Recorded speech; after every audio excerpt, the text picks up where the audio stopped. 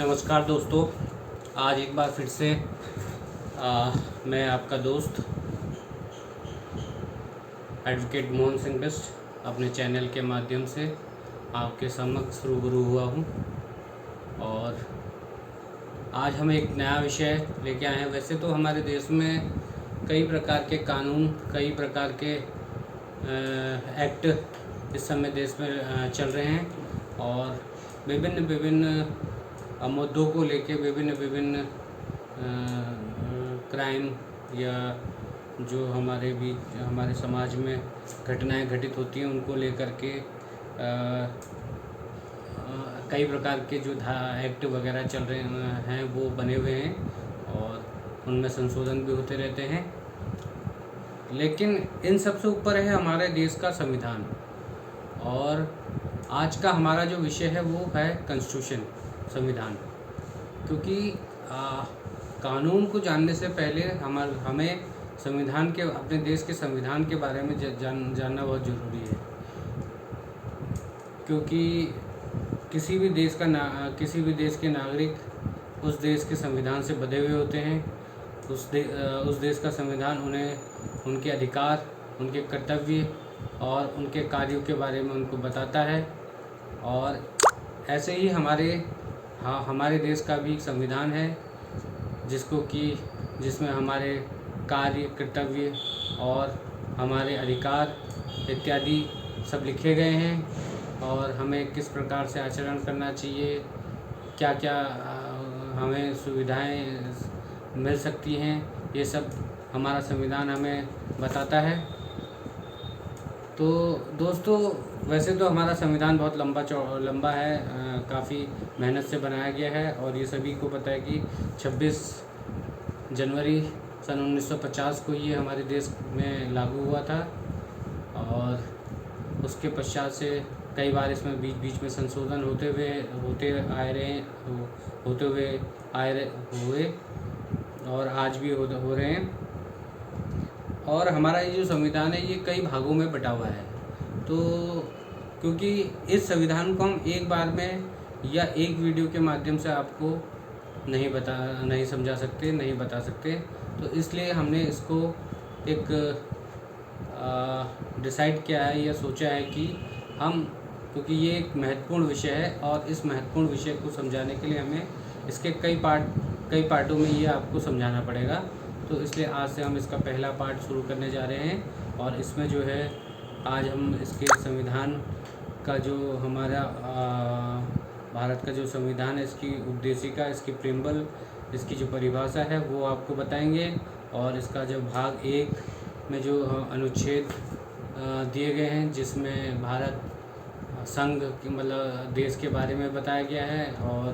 देश में किस प्रकार से कार्य करता है वो सब बताया गया है, उसके बारे में चर्चा करेंगे। और बाकी ऐसे ही धीरे धीरे करके जो उसके अन्य पार्ट हैं, धीरे धीरे करके हम उनमें आगे बढ़ते रहेंगे। लेकिन आज का वीडियो शुरू करने से पहले मेरा आप सभी से अनुरोध है कि यदि आपको हमारा वीडियो अच्छा लगे और हमारा वीडियो आपको पसंद आए तो प्लीज़ इसको लाइक, सब्सक्राइब और शेयर और कमेंट ज़रूर कर दें और बेल आइकन का जो बटन है वो अवश्य दबा दें ताकि हमारे जो इस से जुड़े हुए अन्य वीडियो हैं आपको लगातार समय पर मिलते रहें और उससे आपका भी ज्ञानोपार्जन होता रहे और हमें भी जो है कुछ नया करने को और नया सीखने और सिखाने की जो प्रेरणा है वो हमारे अंदर आती रहे। तो दोस्तों, अब हम आज का विषय शुरू करते हैं। हमारा जो आज का विषय है भारत का संविधान, इसकी उद्देशिका, मतलब इसमें सबसे पहले उद्देशिका, प्रीम्बल,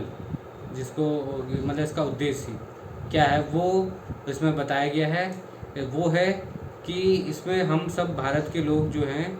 भारत को एक जो है संपूर्ण प्रभुत्व संपन्न और समाजवादी, पंथ निरपेक्ष और लोकतांत्रिक गणराज्य बनाने के लिए तथा उसके समस्त नागरिकों को सामाजिक, आर्थिक और राजनीतिक न्याय तथा विचार, अभिव्यक्ति, विश्वास, धर्म और उपासना की स्वतंत्रता, प्रतिष्ठा और अवसर की समानता कराने के लिए तथा उन सब में व्यक्तियों की गरिमा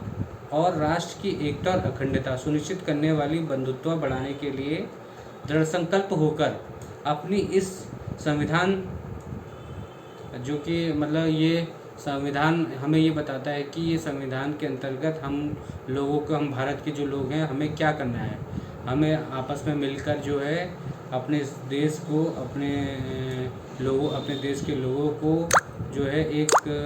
पंथ निरपेक्ष, समाजवादी और धर्मनिरपेक्ष, और क्योंकि हमारे देश में कई तरह के धर्म हैं, कई तरह की जातियां हैं, कई तरीके के लोग रहते हैं, तो सभी को उनके अधिकार, उनकी उपासना, उनके धर्म को मानने की छूट दी गई है और उनके साथ सद्भावनापूर्ण और मित्रतापूर्ण संबंध बनाने का जो है वो के लिए संविधान हमारा कहता है। तो इन सब को ही संविधान में मतलब लिखा गया है, बताया गया है। और जो है इससे आगे अब हम जाते हैं। इसका जो है बाकी तो ये संविधान हमारा जो है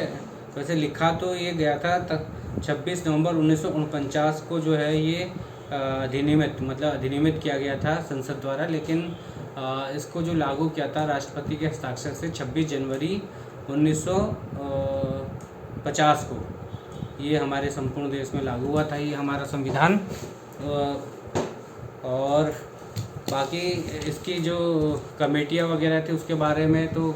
किताबों में हमें स्कूल वगैरह में भी कई बार पढ़ाया जा चुका है। डॉक्टर भीमराव अंबेडकर जी की अध्यक्षता में ये संविधान लिखा गया था, जिसमें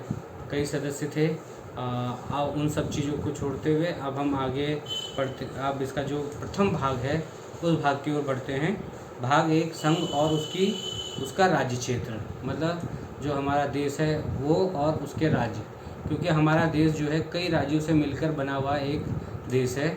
जिसमें कई राज्य आते हैं। अभी कुछ समय पूर्व भी कुछ नए राज्य बने थे, कुछ 10 साल पहले, 20 साल पहले। और मतलब समय समय पर राज्य जैसा संघ मतलब देश जैसा उचित समझे उस हिसाब से नए राज्यों का गठन करता रहता है और सीमाओं में अपने राज्यों की सीमाओं में परिवर्तन करता रहता है। तो सबसे पहले जो इसमें जो हमारा भाग 1 है उसमें जो है संघ का नाम और राज्य क्षेत्र बताया गया है। संघ का जो राज्य जो हमारा देश है उसमें जो उसको हमारे देश का नाम इसमें भारत और इंडिया अर्थात इंडिया जो राज्यों का एक संघ है। मतलब